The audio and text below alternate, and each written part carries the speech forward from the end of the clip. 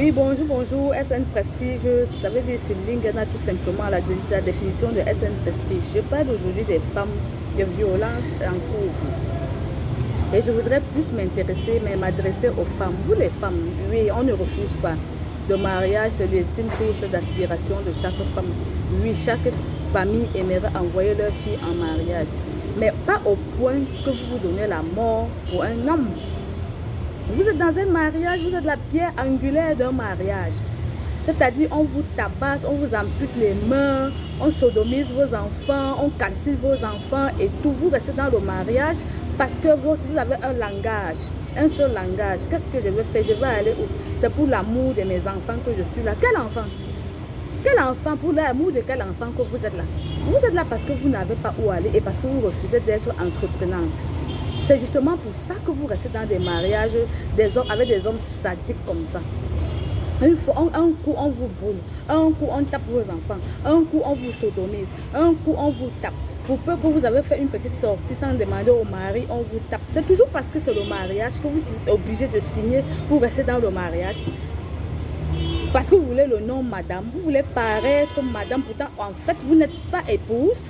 Vous voulez paraître madame, mais attendez, arrêtez ce phénomène, arrêtez ça, arrêtez ça. Commencez d'abord par vous aimer. Vous ne vous aimez pas vous-même. Vous n'êtes pas fier de vivre. Vous n'êtes pas fier de vivre, de regarder votre enfant. Si vous mourrez, quand on vous tape, vous mourrez.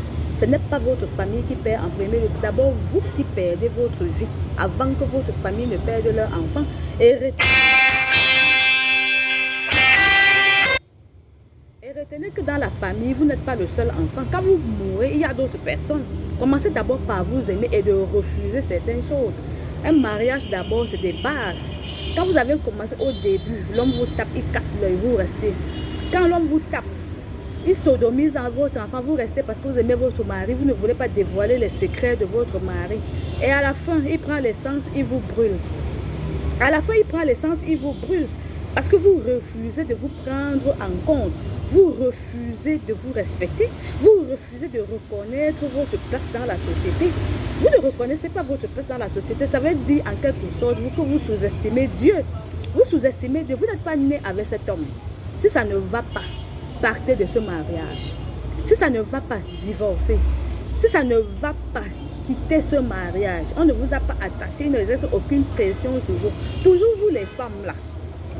Quand un homme vous tapasse, vous partez vers l'autorité compétente pour juger votre problème. Le commissaire de police ou bien une autorité vous dit, laissez qu'on convoque votre mari, que votre mari vienne signer un certain nombre de documents portant interdiction de ne plus vous frapper ou de ne plus vous traumatiser à la maison. Quand l'autorité dit ça, vous acceptez. Mais vous allez dans le dos de l'autorité, vous reprenez avec votre mari, vous rentrez dans votre mariage. Quand on vous tue, à qui profite le crime? À qui profite le crime? L'autorité n'a rien à voir dans ce genre de situation. Vous ne pouvez pas rester dans un mariage, vous dites oui monsieur, je suis la femme de telle, je suis la femme de telle. Vous aimez le paraître. C'est le paraître, vous faites dans le paraître, vous n'êtes pas des femmes mariées. On sodomise vos enfants, oui, je garde le secret de mon mari. Parce que c'est parce que quand on sodomise mon enfant que mon mari a l'argent. On sodomise, on viole vos filles. Je garde le secret de mon mari parce que si on ne viole pas mes filles, mon mari ne peut pas maintenir son poste de travail. Vous n'êtes pas obligé de rester dans ce mariage. Je vous le dis en toute honnêteté et en toute sincérité. Vous n'êtes pas des femmes mariées. J'ai vu une femme l'autre jour, son mari l'a tapé. Il l'a tapé, cassé son œil, la mettre nue. Elle va toquer chez sa soeur aînée. Sa soeur aînée dit non, moi je ne peux pas te prendre chez moi parce que j'ai peur que ton mari ne me crée des problèmes. Quand vous refusez de prendre votre soeur chez vous, de couvrir votre soeur, d'être la couverture de votre soeur, vous êtes une soeur, vous refusez de couvrir votre soeur, d'être sa couverture, d'être son soutien. Vous croyez que qui viendra être son soutien? Une voisine ou une étrangère? Mais des familles, arrêtez ça. Le mari a quelle influence sur vous? Pour qu'on tape votre enfant, vous la maman d'un enfant, vous dites que non, je ne peux pas te prendre chez moi. Quand la fille fuit, elle vient chez vous. Non, je ne peux pas te prendre. J'ai peur qu'on dise que c'est moi qui t'ai amené à divorcer. Donc on va creuser les yeux de votre enfant. Vous ne reprenez pas votre enfant, vous ne prenez pas votre soeur chez vous. Vous n'apportez pas un soutien à votre soeur ou une couverture, tout simplement parce que vous voulez qu'on dise que vous êtes des femmes mariées. Mais non, arrêtez. Arrêtez ça. Vous êtes des femmes mariées, ça c'est le paraître. Vous n'êtes pas mariées, vous êtes mariées sur la forme et dans le fond, vous n'êtes pas mariées. Vous n'êtes pas mariées dans le fond. Il faut arrêter ce phénomène, arrêtez ça. Vous n'êtes pas des femmes mariées. C'est-à-dire, on vous tape, on prend la cire, on verse sur votre enfant. Vous êtes dans le mariage. Parfois, votre maman vient. Le mari dit que votre maman n'entre pas, elle dort à la véranda. Vous êtes dans le mariage. Votre grand frère ne peut pas vous rendre visite. Aucun membre de votre famille ne peut vous rendre visite parce que vous voulez être dans le mariage. C'est quel genre de mariage ou dans quel genre de mariage vous êtes? Vous n'êtes pas des femmes mariées, mais arrêtez la saleté. Vous n'êtes pas des femmes mariées. Vous voyez, aujourd'hui, on passe le temps à vous crever vos yeux, à vous brûler, quel que soit ce qu'une femme a fait, quel que soit l'acte qu'une femme peut poser. Vous, le mari, vous n'êtes pas son Dieu, vous n'êtes pas ses parents. Si vous trouvez que ça ne va pas, reprenez remettez la fille dans sa famille. Et vous, les parents, fixez les bases dès le départ quand un homme se présente dans votre famille pour vous demander votre fille en mariage. Je connais une maman à moi, Madame Momo Marceline, que quand tu viens demander la main de sa fille, elle te dit au départ, ma fille n'est pas un tam-tam, on ne tape pas ma fille. Si moi je ne tape pas ma fille, donc personne n'a le droit de porter main sur ma fille. Si tu trouves que ça ne va pas avec ma fille, viens me remettre mon enfant. Vous ne tapez pas, les femmes ne sont pas devenues des tam-tams. Les femmes sont devenues des animaux ou quoi? Vous versez l'acide sur des femmes, vous étranglez des femmes, vous égorgez des femmes. Et les femmes sont toujours là, dans le mariage, parce qu'elles veulent qu'on dise qu'elles sont mariées. Vous voyez une famille qui refuse d'apporter du soutien. On a tapé votre soeur, crevé l'œil. Vous partez là-bas, vous arrangez les problèmes. Le simple fait que le mari vous dise que non, elle est sortie sans me demander la permission. Vous dites qu'il faut respecter ton mari. Donc le mari a le droit de crever l'œil de la femme parce qu'elle est sortie sans demander la permission. Parce qu'elle est une femme mariée. Vous l'avez dotée, oui, on ne refuse pas. Vous l'avez mise l'alliance, oui, on ne refuse pas. Mais pour autant, c'est une marchandise ou bien c'est une esclave. C'est quoi? La femme est devenue quoi dans notre société? Une ordure, une racaille, une quoi? Là-bas, la femme doit reconnaître d'abord sa place. Tout ça arrive aux femmes qui ne reconnaissent pas leur place, qui ne savent pas déjà s'assumer et s'affirmer. Vous êtes des femmes, vous ne savez pas vous assumer et vous affirmer. Parce qu'un homme vous a tapé, non, je reste pour l'amour de mes enfants. Parce qu'un homme a tapé une fille, il a crevé l'œil ou il a amputé sa main. Non, j'ai amputé la main de ma femme parce que elle a été infidèle. Mon ami, si tu trouves que ta femme est infidèle, renvoie-la dans sa famille. Si tu trouves, parce que toi-même tu n'as pas une vie propre que ta femme. Si tu trouves que ta femme est infidèle, renvoie-la dans sa famille. Si tu trouves que la femme ne te respecte pas, renvoie-la dans sa famille. Je pense avoir joué une vidéo ici pour dire comment la femme devrait réussir son mariage. Mais ce n'est pas pour autant dire que parce que la femme est chez vous, que vous faites de la femme un instrument, ou c'est un tam-tam, ou une fanfare, ou bien je ne sais pas ce que vous faites de la femme. Vous jouez à quoi finalement? Vous les femmes, même vous êtes toujours là. On vous tape, on creve l'œil, vous êtes assises. On sodomise vos enfants, vous êtes là. On viole vos filles, vous êtes assises. On ampute vos mains, vous êtes toujours là parce que vous voulez porter le nom madame. Parce qu'à tout prix, il faut dire que quand on vous voit dehors, qu'on dise que oui, vous avez porté l'alliance. Quelle alliance? Vous voulez habiter dans des prisons dorées? C'est des prisons dorées. Apprenez à vous assumer, apprenez à vous affirmer. Et vous, les familles, là, ce n'est pas parce que vous avez donné la femme, une fille à un riche, et il fait tout pour votre famille, que votre fille devient une marchandise ou un instrument ou une esclave. Donc, parce que l'homme peut-être a confié une maison à sa belle-mère, lui, il a le droit de te sodomiser, de te violenter comme il veut. Vous d'abord, les femmes, apprenons d'abord nous à nous aimer. Apprenons d'abord à nous aimer nous-mêmes. Vous ne vous aimez pas, vous n'aimez pas votre beauté, vous n'aimez pas vous voir vous-même. Vous n'aimez pas tout ce qui est merveilleux sur la terre. Quand vous faites des sorties, vous buvez un jus comme ça, naturel comme ça ne vous plaît pas. Hein? Ça ne vous plaît pas quand vous faites l'amour. Quand vous faites l'amour, ça ne vous plaît pas. Donc vous allez partir mourir dans un mariage, on vous détruit, on vous calcine, on brûle vos enfants, tout ça, parce que vous voulez porter l'alliance, parce que vous voulez dire que vous êtes des madames. Et celles qui ne sont pas mariées, celles à qui Dieu n'a pas donné la chance de se marier, elles diront quoi? Mais vous n'êtes pas des femmes mariées, vous êtes des prisonnières. Vous êtes dans des prisons dorées, vous n'êtes pas mariées. Vous les familles, on a figure de taper votre fille. Elle vient toquer chez vous. Vous refusez d'ouvrir la porte à votre fille. Vous voulez que qui garde votre fille? Vous voulez qui lui vienne au secours? Le voisin ou le passant? Vous refusez d'aider votre soeur, de porter main forte à votre soeur.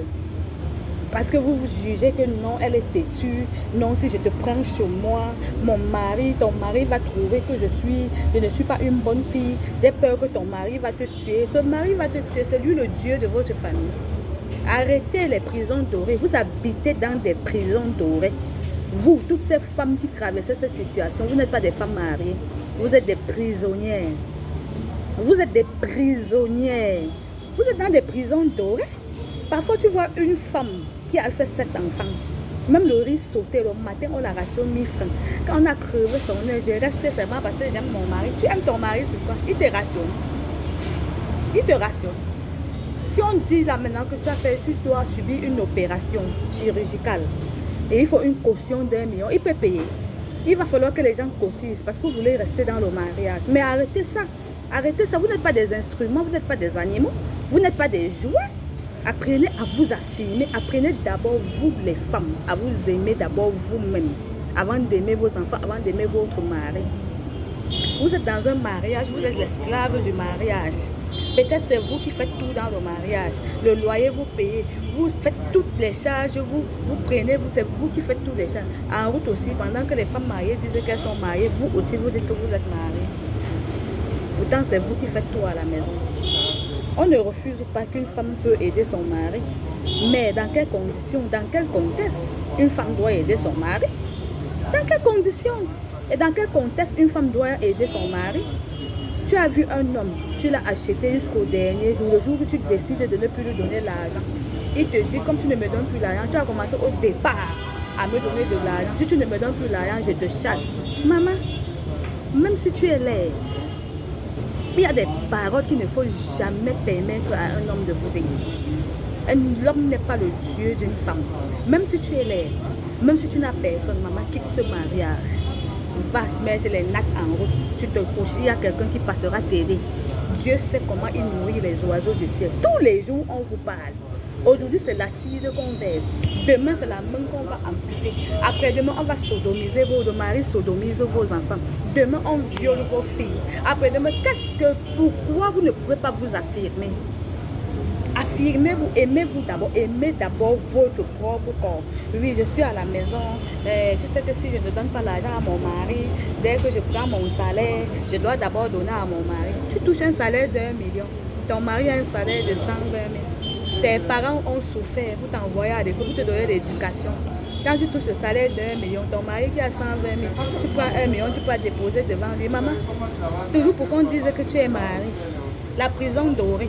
Tu as des petits frères, tu as des petites soeurs. Si tes parents t'ont envoyé à l'école, c'est parce qu'on voulait que tu sois une corde, que tu sois le flambeau de la famille. Tu devras utiliser ton salaire pour envoyer tes frères et tes soeurs aussi à l'école. Pas que vous allez être, je vois certaines familles ici dehors, le mari impose à une femme de ne plus parler à son père. Ah ben dis donc, c'est quelle pratique comme ça? N'oubliez pas que le temps de Dieu est le meilleur.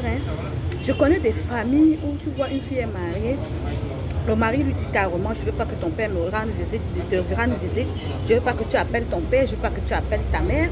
Mais attends, mais ça ne marche pas, mais ça ne marche pas. Même si c'est des pratiques que vous avez faites, n'oubliez pas qu'il y a Dieu, Dieu est là pour chaque chose. Vous avez compris? Donc nous les femmes, commençons d'abord par nous affirmer, nous ne sommes pas des esclaves. Nous ne sommes pas des esclaves sexuels. Nous ne sommes pas la racaille. Nous ne sommes pas des ordures. Nous sommes des êtres humains. C'est vrai, nous sommes créés. Nous avons été tirés à partir de la côte de l'homme pour être la moitié de l'homme.